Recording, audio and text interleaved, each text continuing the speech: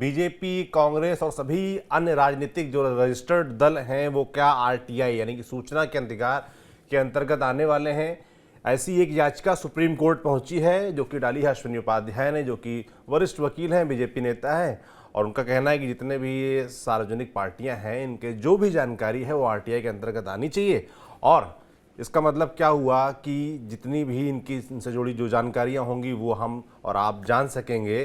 तो क्या कुछ याचिका पहुंची सुप्रीम कोर्ट पर, इसके क्या मायने हैं, डिटेल में समझाने के लिए हमारे साथ हमारे वरिष्ठ साथी पीयूष पांडे जी सुप्रीम कोर्ट से जुड़ेंगे। तो पीयूष जी, सबसे पहले तो यही बताइए कि याचिका में क्या है, और जो मैंने बोला कि क्या अब अगर इस याचिका पर सुनवाई होती है, सुप्रीम कोर्ट फैसला देता है, तो क्या इसको इस तरीके से देखा जाए कि सभी राजनीतिक पार्टियां आरटीआई के अंतर्गत आ जाएंगी और जो भी कोई भी आम आदमी जानकारी जानना चाहेगा, चाहे वो उनके चंदे से जुड़ी हो, चाहे किसी भी तरह के खर्च से जुड़ी हो, वो उनको देनी पड़ेंगी? बिल्कुल सौरभ, देखिए मसला ये है कि आरटीआई वाला जो इशू है वो आज से नहीं 2013 से लगातार जारी है। और 2013 में सीआईसी ने एक ऑर्डर किया था जिसमें ये निर्देश जारी किया गया था कि जितने भी राजनीतिक दल हैं वो अपनी संपत्ति का ब्यौरा और जो उन्हें डोनेशन मिलता है उसका ब्यौरा वो सार्वजनिक करें। और इसके बाद मामला पहुंचा हाई कोर्ट और देश के विभिन्न हाई कोर्ट ने अलग अलग आदेश जारी किए। इसके बाद मामला सुप्रीम कोर्ट पहुंचा। एडीआर और वकील अश्विनी उपाध्याय जो भाजपा के नेता भी हैं, उनकी याचिका सुप्रीम कोर्ट में लंबित है। और इस मामले पर मसला ये है कि जब इलेक्टोरल बॉन्ड वाला मसला सुप्रीम कोर्ट के समक्ष आया था, उसी दौरान उसमें ये याचिकाएं क्लब थी। तब चीफ जस्टिस, तत्कालीन चीफ जस्टिस डीवाई चंद्रचूड़ ने ये कहा था कि अभी हम इलेक्टोरल बॉन्ड वाले मामले पर सुनवाई कर रहे हैं, चूंकि संबंधित जो मसला है यानी कि आरटीआई के दायरे में राजनीतिक दलों को लाने वाला, उस पर हम बाद में सुनवाई करेंगे। और अब उस पर जो फाइनल हेयरिंग है यानी कि रेगुलर हेयरिंग है वो 21 अप्रैल से शुरू हो रहे सप्ताह से सुप्रीम कोर्ट आगे सुनवाई करेगा। और उसमें सभी जो प्लीडिंग्स हैं यानी कि जो संबंधित पक्षकार हैं उनको अपने जवाब, संबंधित दस्तावेज और जो लिखित बहस होती है उसके संबंध में एक नोट सुप्रीम कोर्ट के समक्ष देना होगा। आज सुप्रीम कोर्ट में चीफ जस्टिस ऑफ इंडिया के सामने जो उनकी बेंच थी उनके सामने ये सुनवाई शुरू हुई और तब चीफ जस्टिस ने कहा कि ये एक तकनीकी मसला है और इस पर पूर्व में भी आदेश आते रहे हैं, तो ऐसी स्थिति में हम इस पर रेगुलर हेयरिंग करेंगे या कि विस्तृत सुनवाई होगी। यह विस्तृत सुनवाई का संदर्भ ये है कि सभी पक्षकार को एक एक दिन भी इस पे अपना मौका मिल सकता है दलील देने का और बहस करने का। चूंकि आरटीआई एक्ट जो है उसके दायरे में लाने का जो आदेश था वो सिलसिला शुरू हुआ 2013 में, जब सीआईसी ने यानी कि चीफ इंफॉर्मेशन ऑफिस ने ये तय कर दिया कि जो राजनीतिक दल हैं उनको अपनी संपत्ति का ब्यौरा और जो डोनेशन है उसके बारे में आरटीआई का जवाब देना होगा। लेकिन उसके बाद हाई कोर्ट में मैटर चैलेंज हुए, दिल्ली हाई कोर्ट, गुजरात में, पंजाब हरियाणा हाई कोर्ट में, इसके अलावा साउथ में भी। तो विभिन्न हाई कोर्ट ने अलग अलग आदेश दिए जिसकी वजह से कोई हल नहीं निकल पाया और अब मामला सुप्रीम कोर्ट के समक्ष है। मसला ये है कि जब इस मामले पर जस्टिस डीवाई चंद्रचूड़ जो तत्कालीन सीजेआई थे उनके सामने जब सुनवाई शुरू हुई तो ये दलील पेश की गई सॉलिसिटर जनरल की तरफ से कि आरटीआई का दायरा राजनीतिक दलों के लिए सीमित होना चाहिए, क्योंकि अगर आरटीआई में ये पूछ लिया गया कि अमुक व्यक्ति को उम्मीदवार क्यों बनाया गया, तो ये कई ऐसे पहलू हैं जिनका खुलासा राजनीतिक दल नहीं कर सकते हैं। तो इन स्थितियों पर भी ख्याल रखा जाना चाहिए और यही वजह थी कि सुप्रीम कोर्ट ने इस मसले को पूरी तरह से अलग कर दिया और अलग किए जाने के बाद अब इस मामले पर सुनवाई होगी 21 अप्रैल से, जो विस्तृत सुनवाई होगी। आज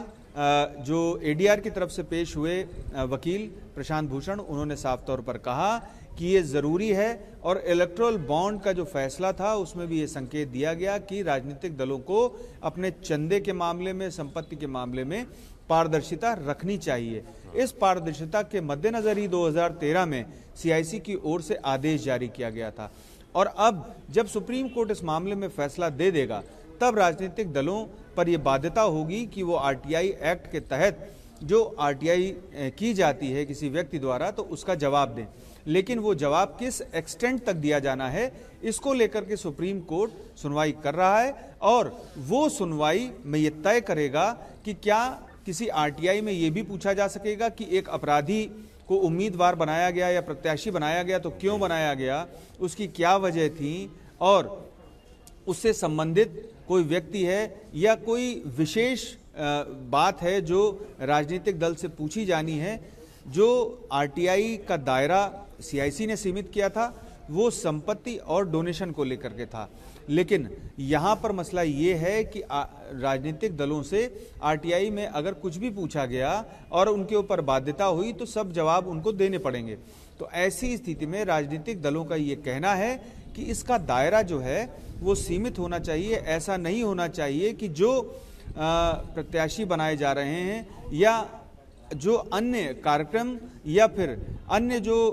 स्थितियां हैं वो राजनीतिक दलों को स्पष्ट ना करनी पड़े आरटीआई के जवाब में। तो ये कुल मिलाकर के मामला है। और अब 21 अप्रैल के बाद यानी कि 21 अप्रैल से शुरू हो रहे सप्ताह से सुप्रीम कोर्ट इस मामले पर विस्तृत सुनवाई करेगा और देखना ये होगा कि राजनीतिक दलों की ओर से क्या पक्ष रखा जाता है, किन स्थितियों का बखान किया जाता है कि इन स्थितियों पर वो जवाब देने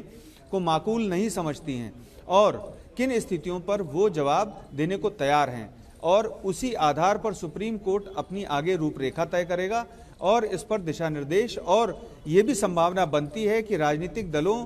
को किन स्तरों पर आरटीआई का जवाब देना है या नहीं देना है ये सुप्रीम कोर्ट अपने दिशा निर्देशों में तय कर सकता है। जी सौरभ। बिल्कुल पीयूष जी, मैं ये जानना चाहता हूँ, जो आपने बड़ी इंटरेस्टिंग बात बोली कि कहीं ना कहीं ये आशंका है राजनीतिक दलों को कि ये ना पूछ लिया जाए आरटीआई में कि भाई फलाने आपने नेता को टिकट क्यों दिया जबकि उसके खिलाफ तमाम मुकदमे भी हैं। तो मैं इसी सवाल के जरिए समझना चाहता हूं कि अगर मान लीजिए कि जो आरटीआई के अंतर्गत सुप्रीम कोर्ट फैसला देता है कि राजनीतिक दलों को आना पड़ेगा, सभी तरह के जवाब देने पड़ेंगे, तो बदलेगा क्या क्या? जैसे अभी क्या स्टेटस है जो आरटीआई के अंतर्गत नहीं है, जब आरटीआई के अंतर्गत आ जाएंगे तो चेंज क्या आएगा?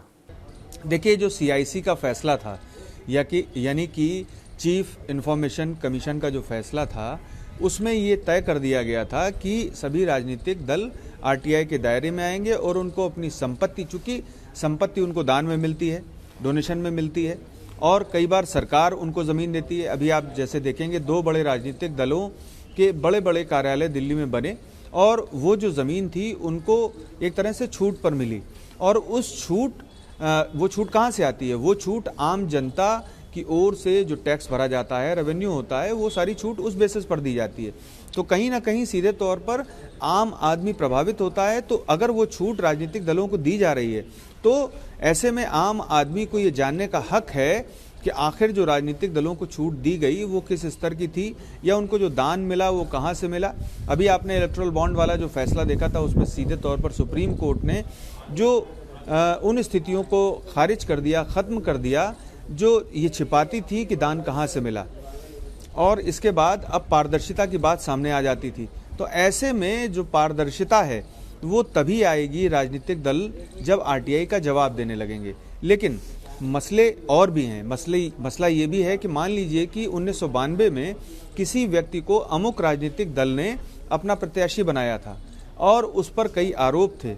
अब अगर कोई आरटीआई में ये सवाल पूछता है कि उस व्यक्ति को क्यों बनाया गया था, क्या वजह रही थी, तो ऐसी स्थिति में राजनीतिक दल ये आशंका सुप्रीम कोर्ट के समक्ष जता रहे हैं कि पूर्व में जो हुआ और मौजूदा समय जो है उन सब स्थितियों के मद्देनज़र सुप्रीम कोर्ट इस पर विचार करे और उन स्थितियों को स्पष्ट कर दे कि राजनीतिक दलों को किस एक्सटेंट तक यानी किस स्तर तक जवाब देना है आरटीआई का और कहाँ पर नहीं देना है। यानी कि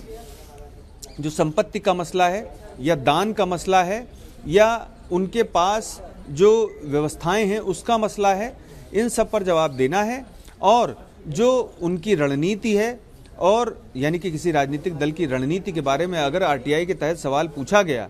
और ये स्पष्टता नहीं है कि जवाब देना है या नहीं, तो ऐसे में राजनीतिक दल बाध्य होगा कि उसे जवाब देना पड़े और अगर नहीं देगा तो मामला फिर सुप्रीम कोर्ट या अदालत में पहुंचेगा या हाई कोर्ट पहुंचेगा। तो इन स्थितियों को स्पष्ट करना ही सुप्रीम कोर्ट के समक्ष लंबित है और इन स्थितियों के मद्देनजर ही जो सवाल खड़े किए जाएंगे या दलीलें पेश की जाएंगी उसके आधार पर ही सुप्रीम कोर्ट जो आगे 21 अप्रैल से होने वाली सुनवाई है, 21 अप्रैल से शुरू हो रहे सप्ताह से जो सुनवाई शुरू होगी उसमें ये देखेगा कि कितना वाजिब है राजनीतिक दलों की आशंका और उसके एवज में जो एडीआर और अश्वनी उपाध्याय की जो पिटीशन है उसमें जो मांग की गई है वो कितनी वाजिब है। तो सुप्रीम कोर्ट इस समीक्षा के बाद ही इस मामले में फैसला देगा कि आखिर कहां तक राजनीतिक दलों को जवाब देना है और कितना वाजिब